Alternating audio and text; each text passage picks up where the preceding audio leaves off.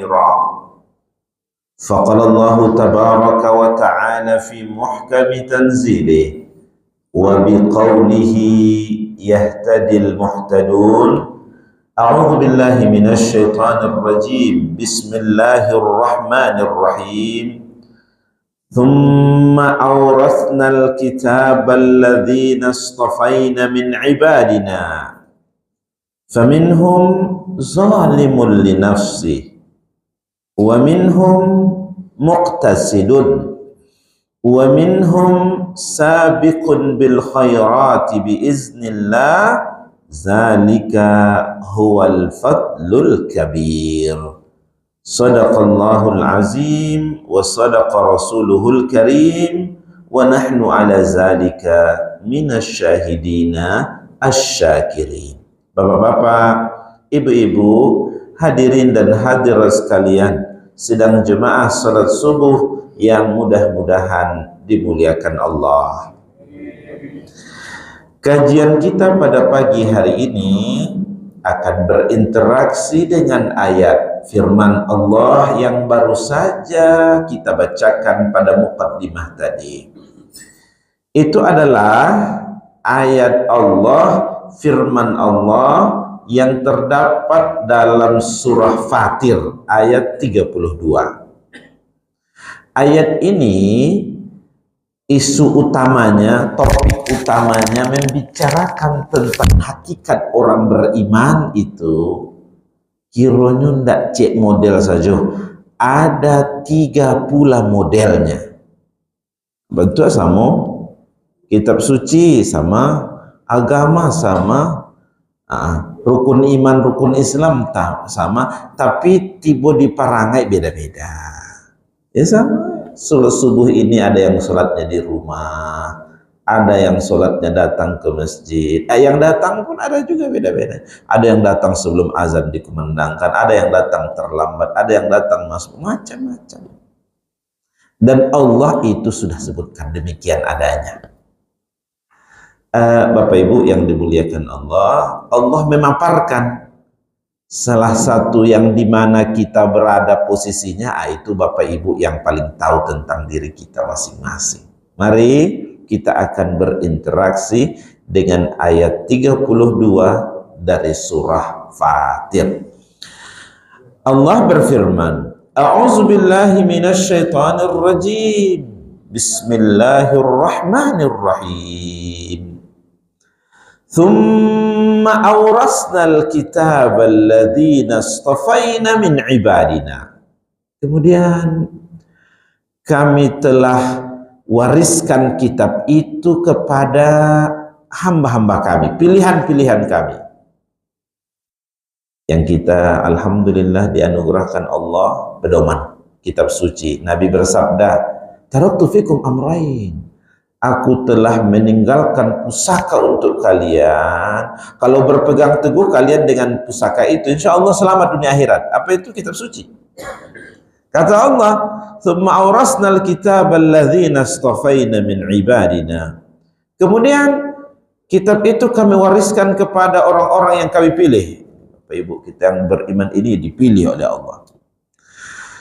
Faminhum zalimun li nafsi. Tapi di antara orang yang beriman itu ada orang yang zalim pada dirinya.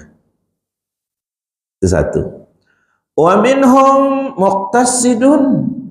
Di antara mereka orang-orang yang beriman itu ada pula yang pertengahan.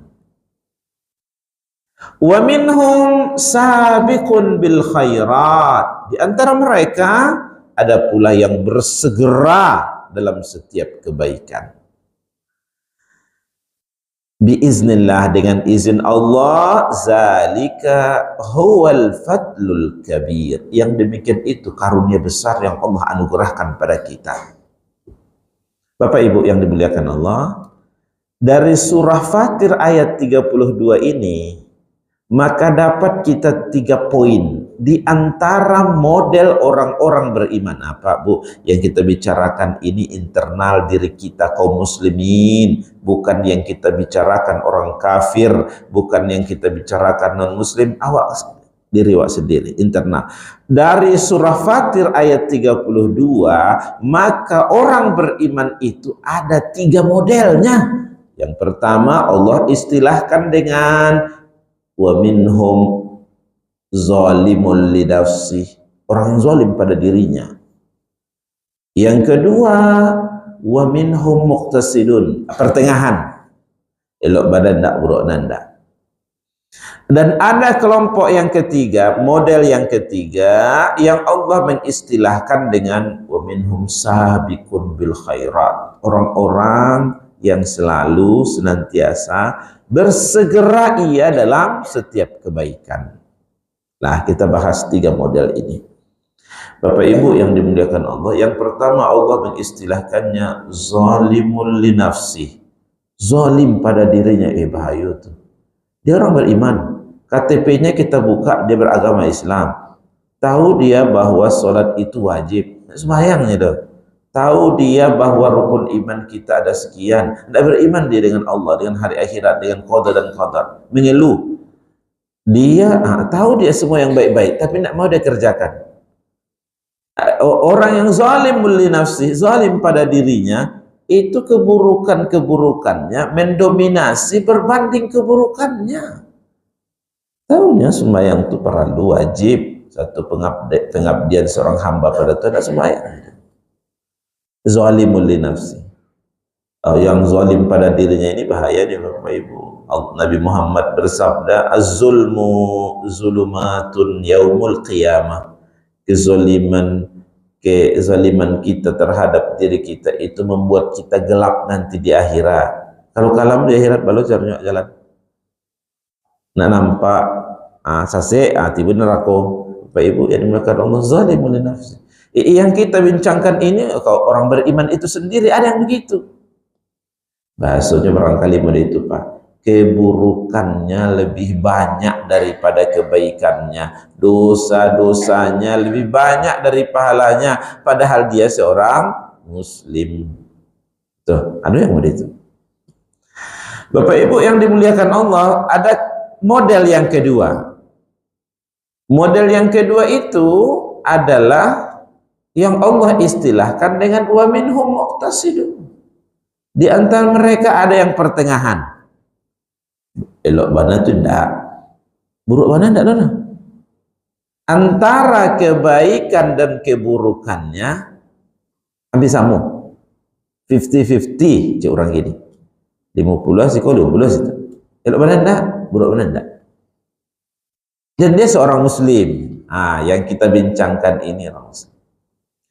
Bapak Ibu hadirin dan hadirat sekalian yang dimuliakan Allah, adapun model yang ketiga dari orang beriman itu, wa minhum sabiqun bil khairat.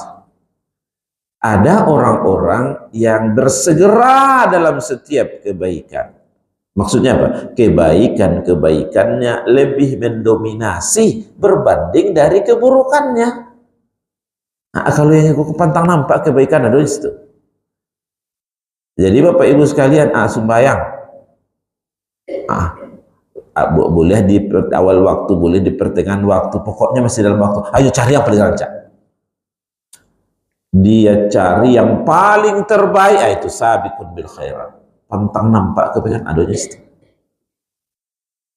Bapak Ibu yang dimuliakan Allah, untuk apa Allah sebutkan demikian? Jadi kita orang beriman ini saja beda-beda kelasnya Bapak Ibu. Jadi makanya oleh karena itu dalam surga juga ada level-level, ada tingkatan-tingkatan. Untuk apa Allah Subhanahu wa taala beritahukan, sampaikan pada kita? Itu adalah real life kehidupan kita. Memang ada yang sedang maleh, ada yang sedang bersemangat, ada yang biasa-biasa sih. Orang lah heboh sibuk untuk beribadah, santai sih. Ada.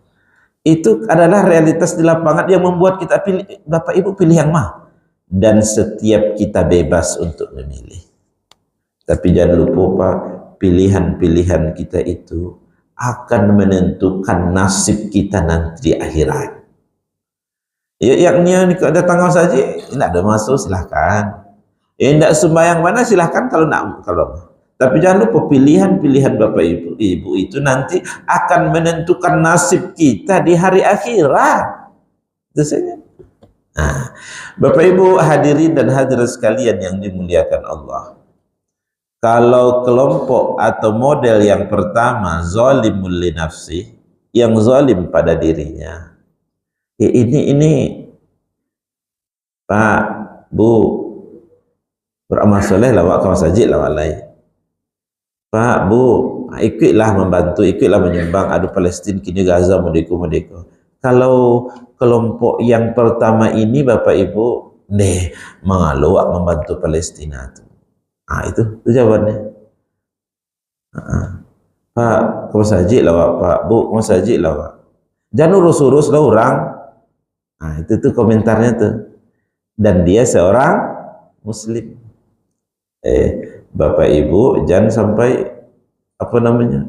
Pak, apa nak mau menerima menyahut seruan kebaikan kapi ya Pak Mak? Jangan coba-coba begitu Bu. Dia akan datang bawa parang, bawa kayu di langkangnya Pak Beko. Dia nak mau disebut kafir dong. Enggak. Dan nak mau disebut kafir. Dia nak mau disebut perangai kawannya setan nak mau. Dia orang Islam. Dia orang Islam Bapak Ibu. Itu kelompok yang pertama. Lai ada di tempat awak itu. Enggak ada, mudah-mudahan. Diajak kepada kebaikan, diseru kepada hal-hal yang baik untuk menambah pahalanya, mengurangi dosanya, enggak welcome, enggak menerima dia. Justru moral musela pelok, jadi orang lain lurus. Itu deh. Itu saja. Bapak Ibu yang dimuliakan Allah, ini model dari orang beriman. Yang kita bicarakan ini orang beriman, bukan orang kafir. Allah sendiri menyebutkan yang beriman itu ada model itu. Zalimun li nafsi. Tapi ada model yang kedua, wa minhum muqtasidun. Di antara mereka ada yang pertengahan, antara kebaikan dan keburukannya 50-50. Kalau yang tadi mungkin 70% dosa itu. Kita pada pahalanya. Sedikit sekali kebaikannya. Padahal dia seorang Muslim. Nak amuah diajak, mungkin alu dapat hidayah itulah. Alu dapat hidayah. Mungkin suatu saat dapat hidayah. Bapak Ibu yang dimuliakan Allah Subhanahu wa taala, model yang kedua yang Allah sebutkan dalam surah Fatir ayat 32 itu, wa minhum muqtasidun. Di antara mereka ada yang pertengahan antara kebaikan dan keburukannya 50-50 tadi. Lo benar tu enggak, buruk benar enggak lo. Pak, yalah, waramian masjid. Kita siapa yang memakmurkan masjid kalau enggak? Bekolah entah lain. Kalau saja orang kau saja Pak. Ya, acara orang tiba acara. Jadi Bapak Ibu tidak ada mempengaruhi hidupnya orang. Kini kah beramal atau tidak? Santai saja data sesinayan sehari. Tidak ada semangat baru untuk memperbaiki dirinya, memakmurkan masjid. Tidak. Biasa saya. Awal dari dulu lah merdeka juga Pak Ustaz. Merdeka sila itu. Tidak ada. Bukankah Allah menyebutkan dalam Quran sesungguhnya manusia itu merugi? Bapak-bapak, ibu-ibu merugi-rugi asalnya. Yang tidak merugi adalah yang beriman, yang beramal soleh. Beriman saja kuat kepada Allah tapi tidak beramal soleh, rugi juga rupa. Bahkan beriman beramal soleh belum sempurna keuntungannya. Harus watawasau bil haqqi watawasau bis sabr. Saling menasihati. Saling menasihati dengan dalam hal kebenaran, saling menasihati dalam kesabaran. Hanya menasihati orang tapi tidak sabar, rugi. Maka setiap hari itu dalam konsep Islam harus ada peningkatan. Sama sehari ku jadi petang itu dikategorikan merugi. Hari kini lebih buruk Allah daripada hari petang lebih baca Quran ya kamu saja. Hari kini enggak. Berarti kita dilaknat, dimurkai oleh Allah Subhanahu wa taala. Dalam konsep Islam dari hari ke hari itu mestinya tambah amal pahala, tambah berkurang dosa. Jadi Pak ada pepatah ketika matahari terbit, ketika matahari terbit dia ingin menyampaikan pesan kepada masyarakat, kepada kita orang beriman, saya datang hari ini, lakukanlah kebaikan maksimal karena saya kalau kembali tidak akan mungkin, kalau saya telah hilang tidak akan mungkin kembali. Tapi kan besok tabik lo matahari Pak Ustaz. Iyo, besok tabik matahari tapi hari lah berbeda tuh. Jadi Bapak Ibu, ketika matahari terbit bekas santalai ingin memesankan menyapa kita, Bapak Ibu, ambut Ibu kini ya, beramal soleh lah, maksimalkanlah beribadah. Kalau mula tenggelam bekas sore jam 6, tak akan tiba mau balik lagi. Tapi kan besok tiba, besok lah hari lain lah lembaran baru lah. Bapak Ibu yang dimuliakan Allah, maka konsep dalam Islam harus bertambah pahala, harus bertambah amal soleh, harus bertambah ibadah kepada Allah SWT setiap hari itu. Meningkat. Kalau sama saja rugi. Ya kan sama rancaknya Pak Ustaz. Petang saja, kini kalau saja petang baca Quran, kini baca Quran. Kalau masih sama garisnya masih garis rugi. Kalau berbeda yang hari petang, tidak ada baca Quran kini lagi, tidak ada kalau saja. Berarti dilaknat, bukan rugi saya. Diberangi Allah, Pak. Yang semestinya baik itu meningkat terus. Itu konsep dalam Islam. Kalau muqtasidun pertengahan samosanya, itu tidak terjuntung. Itu kira-kira Bapak Ibu. Orang menggalih itu kalau modal terjual lo balik dengan modal, nggak ada untung. Orang menggalih itu untung. Makanya Bapak Ibu, salah satu cara pintu rezeki 1 sampai 10, 1 sampai 9-nya adalah pada perniagaan. Kenapa? Karena orang menggalih itu, dan itu halal, boleh dalam Islam. Allahul bai'a wa harramar riba. Allah menghalalkan jual beli dan mengharamkan riba. Jadi kelompok yang kedua, model yang kedua dari orang beriman itu pertengahan. Dan pertengahan ini dia adanya motivasi kebaikan, tidak ada motivasi kebaikan, samu sedihnya. Hari sinayan sehari tidak ada Selasa, tidak ada Rabu. Untuk meningkatkan amal soleh, mode-mode tujuh. Tapi Bapak Ibu sekalian, ada model yang ketiga yang Allah sebutkan dalam ayat ini, yang istilahnya adalah sabiqun bil khairat. Ada kelompok orang-orang yang bersegera dalam setiap kebaikan. Ini pantang nampak kebaikan, apa Bu? Sebentar lagi apa namanya itu amal ibadah di tingkian. Sebentar lagi ada beberapa waktu kalau tidak salah Isra Mi'raj, maka ini perlu kita tingkatkan ibadah kita, mengingat tentang sirah. Iya Ustaz, ada bukunya tentang itu segera dia memperingatinya, membaca kembali bukunya yang mendorong, memotivasinya untuk beribadah. Bapak Ibu hadirin sekalian yang dimuliakan Allah, termasuk bulan-bulan haram. Bulan-bulan haram yang disebutkan dalam Quran itu meningkatkan amal-amal soleh, meningkatkan ibadah kepada Allah Subhanahu wa Ta'ala, dan itu yang selalu didorong dan dimotivasi oleh Rasulullah, para sahabat. Ya kan, kalau di bulan-bulan haram itu kita disuruh untuk banyak beribadah, yang melakukan dosa dilipat gandakan dosanya, yang bermaksiat kepada Allah dilipat gandakan dosanya dari maksiat itu.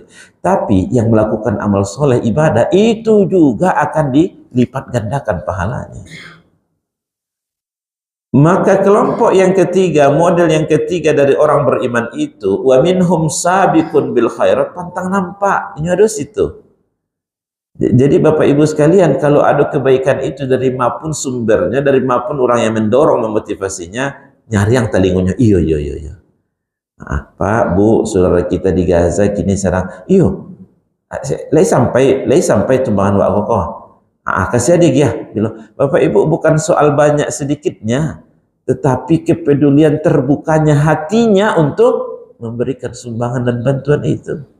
Pantang nampak kebaikannya, ada berpartisipasi di dalamnya. Nah itu sabiqun bil khairat, yang kebaikan-kebaikannya, pahala-pahalanya mendominasi berbanding keburukannya. Kalau tadi adalah 70% dosa, minim banget kebaikan dan pahalanya, itu yang disebut dengan orang yang zalim pada dirinya. Kalau yang pertengahan 50-50 antara kebaikan keburukan mungkin hampir sama.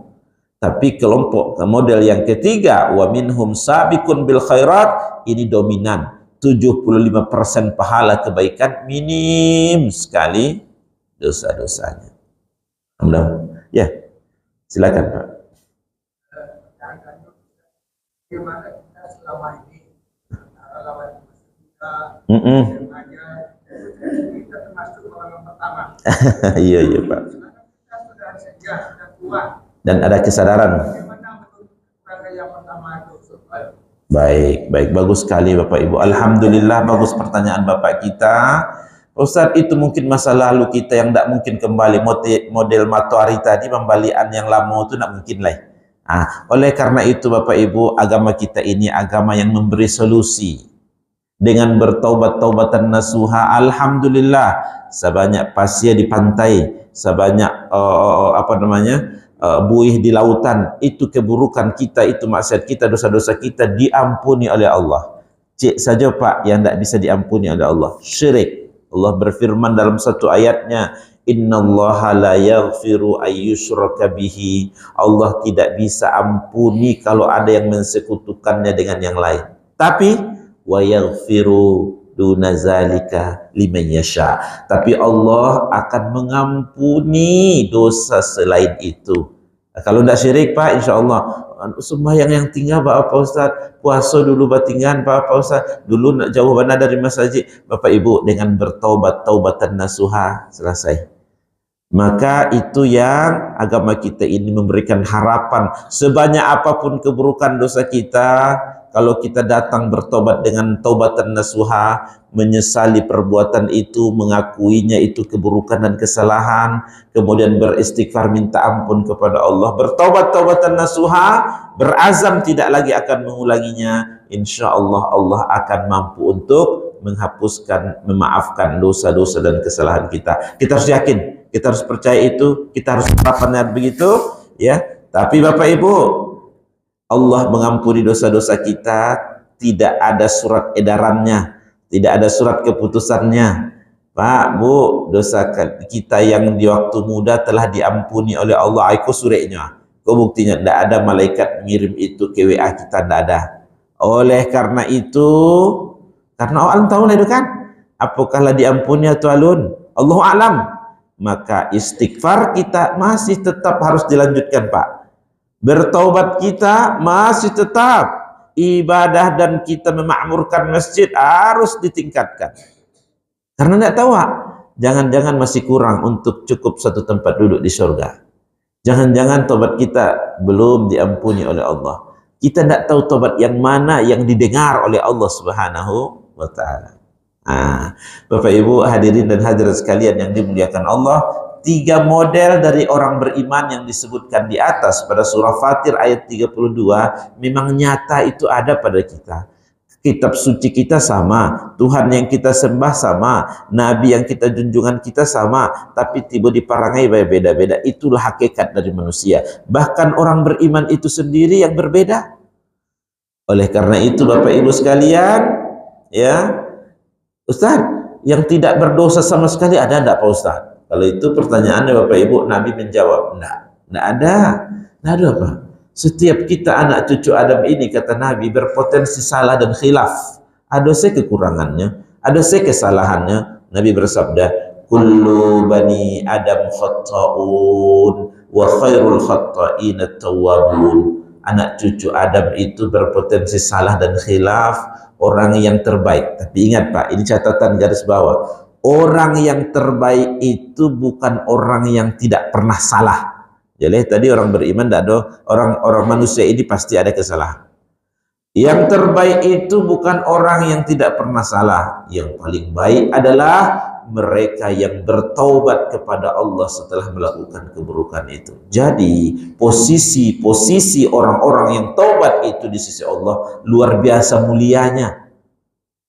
Tapi taubat yang bagaimana? Taubat yang benar-benar menyesali perbuatannya, mengakui kesalahannya, tidak akan mengulangi kembali, beristighfar, minta ampun kepada Allah, lalu mengiringinya dengan amal-amal soleh berikutnya. Tapi kalau taubatnya taubat sambalado Pak, Bu, ketika padeh, minta ampun, tidak akan mengulangi. Tapi beko tiba balik kesempatan peluang, karajan lo balik, tinggal lo sembahyang balik, ini mesti harus kita berhati-hati. Kita tidak tahu umur dan ajal kita. Ketika kita dalam keadaan berbuat maksiat dan dosa itu, tiba-tiba datang ajal. Atau Allah minta tobat nilai. Bapak Ibu hadirin sekalian yang dimuliakan Allah, makanya dari hal ini kita mengingatkan kita tentu berharap dikelompokkan oleh Allah pada kategori model yang ketiga yang Allah istilahkan dengan wa minhum sabiqun bil khairat, di antara mereka orang-orang yang kebaikan-kebaikannya lebih dominan, lebih banyak berbanding keburukannya. Dan ditutup oleh Allah firman-Nya dengan biiznillah, dengan izin Allah, zalika huwal fadlul kabir. Pak Bu, jadi bisa datang ke masjid jago subuh lata biasa Pak Ustaz, itu karunia besar yang datang dari Allah. Tidak pakai alarm gitu Pak, jam ampe itu pokoknya lah jago semato. Itu karunia besar yang Allah anugerahkan pada kita. Bapak Ibu dapat bersedekah setiap hari, alhamdulillah, itu karunia besar. Allah menggerakkan hati kita untuk bisa bersedekah. Itu karunia besar ya. Zalika huwal fadlul kabir. Ketika Pak latuo masih ada menyasar tadi, alhamdulillah, ikulah tuo alun ada penyesalan. Entah di mana. Alai takana dia Pak Ibu, ama-ama gaya-gaya de tetangkok menampo. Tuh. Nauzubillah min zalik. Itu kan bahaya tuh. Kok meninggal sedang main koa? Awaklah gaib, meninggal sedang main judi. Allahu Akbar. Maka dengan Allah berikan kesadaran pada kita, yo ba'alulai Pak Ustaz adilah larui sanjur nak usajik kamalu alai. Pak, itu karunia besar yang Allah berikan. Ikulah gaib larui sanjur masih alun-adu pangana kasih tanai. Nauzubillah min zalik. Maka ditutup oleh Allah, zalika huwal fadlul kabir. Demikian itu anugerah karunia Allah yang Allah berikan pada kita. Jadi hidayah itu Pak datangnya dari Allah, kita jaga, kita pelihara. Datangkan diri ke masjid, membiasakan yang sudah dianugerahkan Allah itu, mempertahankan nikmat ketaatan itu, model bentuk kesyukuran kita kepada Allah atas keberkahan yang Allah berikan pada usia dan umur kita. Mohon maaf atas segala kekurangan kekhilafan. Terima kasih perhatian kita semua. Wabillahi taufiq wal hidayah. Assalamualaikum warahmatullahi wabarakatuh.